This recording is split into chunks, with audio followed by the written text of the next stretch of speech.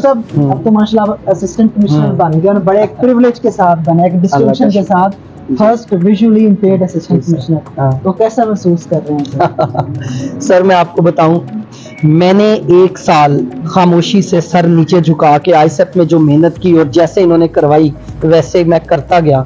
आज सर उस कामयाबी का शोर पूरी दुनिया में मच रहा है। सर 20 चैनल्स जब मेरे इंटरव्यू कर चुके हैं ना, तो मुझे ऐसा एहसास होता है पता नहीं मैं कोई मॉडल हूँ या पता नहीं मेरी शख्सियत कोई खास शख्सियत है। सर मुझे एक आम इंसान मुबशर से एक खास मुबशर असिस्टेंट कमिश्नर बनाने में आईसेप का बहुत बड़ा किरदार है। And all credit goes to ICEP. And जी अस्सलाम वालेकुम, दिस इज़ आमिर अयूब और आज हमारे साथ बड़ी एक्सप्रेशन पर्सनालिटी मुबशर साहब मौजूद हैं जिन्होंने PBMS 13 का रिटर्न क्वालिफाई किया और उसमें एलोकेशन विन करके बतौर असिस्टेंट कमिश्नर पाकिस्तान के पहले विजुअली इम्पेयर्ड असिस्टेंट कमिश्नर ये एलोकेट हुए हैं। आज हमारे साथ मौजूद है। आज हम इनसे इनका सफ़र, इनकी ज़ुबानी जानने की कोशिश करते हैं। जी मुबशर साहब, ज़रा अपनी जर्नी के बारे में थोड़ा सा हमें बताइएगा। जी आमिर साहब, मैंने जब इरादा किया कि मैं कम्पिटिटिव एग्ज़ाम्स को एस्पायर करूं, तो अल्लाह का शुक्र है मुझे एक अदारा institute of competitive exams preparation for CSS and PMS, जहां मैं आज बैठा हूं, अल्लाह का शुक्र है। यहाँ मैं आया और मलिक माजिद आमिर साहब से मेरी मुलाकात हुई और फिर मुझे पता चला कि इनके पास यहाँ पे 1 साल का इनका प्लान है। इन्होंने मुझे कहा, मेरी पहली क्लास जब स्टार्ट हुई तो इन्होंने कहा अपनी ऑटोबायोग्राफी लिखें। मैं आपको बताऊं कि मुझे ब्रेनस्टॉर्मिंग में इतना वक्त लगा कि पहला जुमला जो मैंने लिखा उस पर मुझे बहुत देर लगी। और यहाँ पे जिस वक्त मैं आया था सर, तो मैं एक जुमला भी लिखने के काबिल नहीं था, सेंटेंस करेक्ट स्ट्रक्चर के साथ और करेक्ट ग्रामर के साथ। लेकिन फिर वो 1 साल का सफ़र जो मैंने आईसेप के साथ किया आज मेरी कामयाबी का सर सबब बना। जी अच्छा मुबशर साहब, जैसे कि आपने बताया कि आपने बिल्कुल एक ग्रास रूट लेवल से स्टार्ट किया, right from the very foundational phase. जी, तो इसी से मिलता जुलता एक क्वेश्चन आपसे करना चाहूँगा, क्या 4 से 5 माह में CSS की तैयारी हो सकती है? और आपने ये तैयारी कितने अरसे में की, कितना आपको अरसा लगा ये सारी तैयारी करने के मराहिल में और फिर फाइनली इस एग्जाम को क्लियर करना और एलोकेट होना? सर देखिए, जो कहते हैं ना कि 4 से 5 माह में मुमकिन है, वो आपके मुस्तकबिल से खेल रहे हैं। क्यों सर? मैं जब यहाँ पे आया, मैं ऑलरेडी 3 मास्टर्स, MPhil और PhD का स्कॉलर, उसके बावजूद मुझे क्यों 1 साल लगा? सर देखें, जब तक आपकी फाउंडेशन बिल्डअप नहीं होती, आप तमाम एग्जामिनर्स रिपोर्ट उठा के देखें, उसमें वो 99% जो फेलियर की रीज़न और कॉजेज़ हैं वो आपका सेंटेंस स्ट्रक्चर है, आपका नॉलेज कंटेंट है। वो सर 3 से 4 या 5 माह में नहीं किया जा सकता कि आप उस लैंग्वेज को भी समझ लें जो कि FPSC रिकमेंडेड है। देखें, अगर आपने सर फ्रांस में जाना है तो आपको फ्रेंच लैंग्वेज आनी चाहिए। आप सर सऊदी अरेबिया जाते हैं तो आपको कम से कम अरबी आनी चाहिए। ऐसे ही है ना कुछ, ताकि आप बात कर सकें। तो FPSC के अंदर आपको correct English, suitable vocabulary, appropriate words को यूज करना आना चाहिए, वरना सर नहीं कर सकते। और सर वो 1 दिन में नहीं आता। मुझे सर यहाँ पे 3 माह मेरी फाउंडेशन बिल्डअप की गई। उस 3 माह में सर इन लोगों ने 60 to 70 वर्कशीट्स मेरे से करवाई, इंग्लिश सेंटेंस स्ट्रक्चर पे, ग्रामर पे, टेंसेस पे, आप समझे प्रेपोजिशंस, आर्टिकल और फंक्शनल इंग्लिश के ऊपर मेरे काम हुआ। 60 से 70 इंग्लिश के लेक्चर्स थे। और सर देखें, जब मेरी इंग्लिश का सेंटेंस स्ट्रक्चर ठीक हो रहा था तो मुझे फिर यहाँ ये भी सिखाया गया हाउ टू ब्रेनस्टॉर्म, किस तरह से सोचना है और फिर सोच कर लिखने के किस तरह काबिल होना है। और सर फिर जब नॉलेज कंटेंट की बात आती है तो उसके लिए सर मुझे FPSC रिकमेंडेड बुक्स पढ़ाई गई। सर अगर आप मुझे इजाजत दें तो मैं उन किताबों के बारे में भी बताना चाहूँगा। सर देखें, मुझे governing the ungovernable, institutional reforms के बारे में बेहतरीन किताब है डॉक्टर इशरत हुसैन की। जी सर, जब ये किताब पढ़ाई गई तो फिर मुझे पता चला कि हमारे मसाइल क्या हैं। सर इसी तरह से मैंने देखा, आप देखें कि मुझे किताब पढ़ाई गई Pakistan beyond a crisis state, foreign policy by doctor Abdul Sattar, why nations fail. इसी तरह से प्रिजनर्स ऑफ ज्योग्राफी, जहाँ पे दुनिया को 10 नक्शों में उसने तकसीम किया टिम मार्शल ने। और सर जियो स्ट्रेटेजिक लोकेशन, और फिर पता चला कि पाकिस्तान की जियो स्ट्रेटेजिक लोकेशन, उसकी इंपॉर्टेंस क्या है। उसके साथ सर हमें फिर इन लोगों ने, अगर मैं सर जिक्र करूं तो making of Pakistan by KK Aziz, track to Pakistan by Ahmad Saeed sahab. Sir ये तमाम किताबें जब मुझे पढ़ाई जा रही थी सर, एक तो ये किताब टीचर्स हमें चैप्टर वाइज भी उनकी समरी और रिव्यू देते थे, उसके साथ सर अपना क्रिटिकल एनालिसिस देते थे। उससे सर मेरी लॉजिकल आर्गुमेंट बिल्डिंग हुई और मैं लिखने के काबिल हुआ रैशनली। जी सर। अच्छा मुबशर साहब, आपने बड़ी खूबसूरती से अपना वो सारी चीज़ें बताई जी। हैं।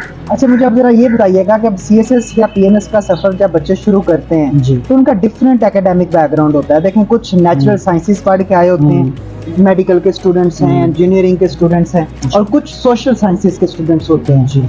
और कुछ अगर हम एकेडमिक लेवल पे उनको कैटेगराइज करें, कुछ बैचलर्स करके आए होते हैं, कुछ का मास्टर्स है, कुछ MPhil करके आए होते हैं। तो मुबशर साहब, मुझे जरा अपने एक्सपीरियंस को मद्देनजर रख के आपने जी। बताना है क्या उन तमाम कैटेगरीज के स्टूडेंट्स को एक ही प्रॉपर स्ट्रेटजी के साथ अकोमोडेट किया जा सकता है, या फिर हर एक स्टूडेंट को उसकी एबिलिटी के मुताबिक या उसकी स्ट्रेंथ्स और वीकनेसेस के मुताबिक एक स्पेशली क्राफ्टेड जो प्रेपरेटरी प्लान है उसके मुताबिक लेके चलना जी चाहिए? बिल्कुल सर, जब 1 साल का ये प्लान आईसेप में मैंने ज्वाइन किया तो मैं आपको बताऊँ, फाउंडेशन कोर्स में मेरे साथ तमाम वो लोग बैठे हुए थे।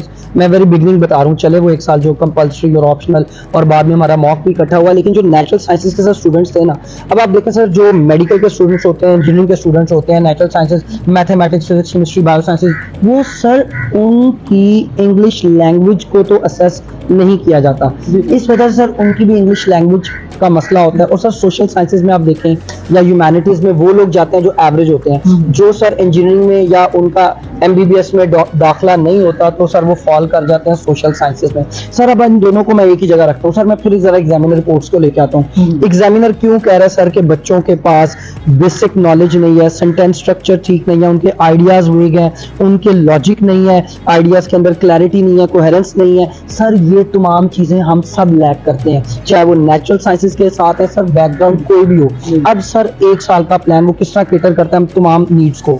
सर आईसेप का प्लान यूनिवर्सली डिजाइन है, इसके पीछे एक पूरी फिलॉसफी है यूनिवर्सल डिजाइन फॉर लर्निंग की। माजिद साहब ने इसके ऊपर इतनी मेहनत की, उन्होंने कहा हमने हर बच्चे को, हमारे लिए इंडिविजुअल है, उसकी नीड्स, उसके इंटरेस्ट, उसके एबिलिटी को हमने सामने रखते हुए उसके ऑप्शनल को, उसकी एप्टीट्यूड को देखना है, उसके सर एटीट्यूड को देखना है, लेकिन उसके साथ साथ उसकी जब फाउंडेशन बिल्डअप करनी है ना, तो उसकी तमाम वीकनेस को सर, इसीलिए हमारे यहाँ पे फॉर्मेटिव असेसमेंट होती थी। हर टीचर हमें रोज फीडबैक देता था कि आप कहाँ स्टैंड करते। सर मेरी ऑटोबायोग्राफी लिखी गई, उसमें ही डिस्कशन हुई कि आपने कहाँ गलती की है। सर मेरा बुक रिव्यूज होते थे, उसके बाद टीचर्स हमें कहते थे इस पे लिखे। सर आउटलाइन लिखना सिखाई गई, सर सेंटेंस स्ट्रक्चर लिखना, फिर पैराग्राफ लिखना, फिर पैराग्राफ्स को लिंक करना। सर अगर मैं समराइज करूं तो वो जो तमाम बैकग्राउंड के बच्चे जब एक ही जगह इकट्ठे थे, और वो फिलॉसफी जिसके ऊपर मैं एम्फेसाइज करूं जो कि यूनिवर्सल डिजाइन फॉर लर्निंग की है, उसमें सर हमें फिर उन चीजों को जब लेके चला गया, तो चाहे नेचुरल साइंस के, चाहे सोशल साइंस के, चाहे ह्यूमैनिटीज के, चाहे आर्ट्स के, सर तमाम स्टूडेंट्स के लिए बहुत बेनिफिशियल हुआ। चलें न्यूज़र, आपने बड़े अच्छे एलिगेंट तरीके से इसको सम अप किया है। जी सर। तो मुझे अब जरा ये बता दें, आपने जिस तरह मेंशन किया कि फाउंडेशनल फेज है जो कि डिफरेंट एलिमेंट्स को बड़े इंक्लूसिवली कैटर करता है, स्टूडेंट्स की डिमांड्स को फुलफिल करता है। तो अगर फाउंडेशन मिल जाए जी, तो क्या फिर 4 से 5 माह में CSS या PMS मुमकिन हो जाता है? देखिए सर, पहली बात यहाँ पे हमें फाउंडेशन में हमारे पे 3 माह लगाए गए, इन्होंने 3 दिन में हमारी फाउंडेशन बिल्डअप नहीं की। और सर इमारतें वही पायदार रहती हैं जिनकी बुनियादें मजबूत डलती हैं। अब आप सोचें कि 3 माह में जो 60-70 वर्कशीट्स मैंने की, लेक्चर्स किए, मुझे सबसे पहले बेसिक टर्मिनोलॉजीज, कॉन्सेप्ट्स करवाए गए। सर फिर मैंने आपको बताया ना कि brainstorming, critical analysis, logical argument, step by step हमें लेके जाया गया। उसके बाद भी सर आप सोचें 12 इम्तिहान है, 12 इम्तिहान को सर अब आप डिवाइड करें, उनमें 6 कंपल्सरी और 6 ऑप्शनल है। बिल्कुल। हमने चले इंग्लिश के ऊपर फाउंडेशन में काम किया, अब हमारे पास एसे का, प्रेसी कंपोजिशन का बेसिक नॉलेज आ गया, लेकिन सर प्रैक्टिस तो चाहिए। सर कंपल्सरी इस्लामियत में कितने बच्चे फेल होते हैं, फिर हमारे सर 3 माह इन्होंने कंपल्सरी पे काम किया। सर इस्लामियत के हमारे पास बेस्ट मेंटोर थे, अल्लाह का शुक्र है। इसी तरह सर हमारे पास पाकिस्तान अफेयर्स, हमारे पास करंट अफेयर्स की भी तैयारी सर वो तो थ्रू आउट पूरे साल चली। अब सर मैं जरा ऑप्शनल पे आता हूँ। देखिए 3 माह में सर कंपल्सरी हो तो कैसे हो सकता है कि हम अगले 4-5 माह में फिर कहें कि हमने कंपल्सरी और ऑप्शनल 12 के 12 इम्तिहान जो हैं वो 6 माह में तैयार कर लेने हैं। Sir it is now once again impossible unless until sir वाकई कोई गॉड गिफ्टेड हो। सर देखें एक्सेप्शनल ऑलवेज देयर। अब मैं कहता हूं कि कोई गॉड गिफ्टेड है शायद वो कर सकता हो, मैं कोई स्वीपिंग स्टेटमेंट यहाँ पे नहीं देना चाहता, लेकिन हकीकत यही है सर कि 3 माह में कंपल्सरी करवाए गए, उसका कंटेंट नॉलेज हमारे पास आया, कंपल्सरी की रिकमेंडेड बुक्स पढ़ाई गई, फिर सर 3 माह ऑप्शनल हुए, ऑप्शनल की रिकमेंडेड बुक्स पढ़ाई गई, फिर सर जब वो इमारत बुनियाद मजबूत खड़ी कर दी गई और इमारत, उसके बाद सर उसको असेस किया गया। कैसे मॉक के थ्रू। अब सर सबसे इम्पोर्टेंट फेज मैं सोचता हूँ वो रिवीजन और मॉक था उस मेरे 1 साल के अरसे में, जिसमें जब मेरी असेसमेंट हुई सर, आप मेरे मेंटोर्स में से हैं और आज अल्लाह का शुक्र है कि मैं भी यहाँ मेंटोर बन चुका हूँ। तो सर आपने मुझे, माजिद साहब ने और आपकी उस कमेटी ने फैसला किया कि now Mubashir you have to crack, और इंशाल्लाह तुम कर जाओगे, और सर मैं कर गया। चलेंगे मुबशर साहब, तो मुझे जरा ये बताइएगा, माशाल्लाह आप उस सारे मरहले से गुजरे, आईसेफ के अंदर आए, इंडक्ट हुए, फाउंडेशन फेज आपने एक्वायर किया और उससे ग्रेजुअली आपने एक इंक्रीमेंटल इम्प्रूवमेंट के वो सफर में आप आए। तो हम कह सकते हैं विदाउट एनी डाउट कि यू आर माशाल्लाह वेरी डिफाइंड प्रोडक्ट ऑफ आईसेफ। अल्लाह का शुक्र है सर। मैं ये समझता हूँ कि देखें, जिन नशिस्तों पे आज मैं बैठ के पढ़ता था, आज मैं वहाँ पढ़ा रहा हूँ बच्चों को, और सर मैं अपने आप को रिफाइन, मेरी पर्सनालिटी में सर बहुत चेंज आई है। सर मैं लोगों की नज़र से अगर अपने आप को देखता हूँ ना, तो लोग मुझे खुद कहते हैं कि 1 साल पहले का मुबशर और 1 साल बाद के मुबशर में ज़मीन और आसमान का फ़र्क है। आप लोगों ने मुझे बहुत कॉन्फिडेंस दिया। It was a pleasure having a very interactive session with you, where you actually have shared the very realistic and a very dedicated feedback about ISEF, an institute where you got enrolled as a student. Yes. And this institute nurtured your potential and guided you all throughout your written part, then your interview part, and finally to the journey of getting allocated. बहुत अच्छा लगा आपसे बात करके। Thank you sir, बहुत शुक्रिया। Same है।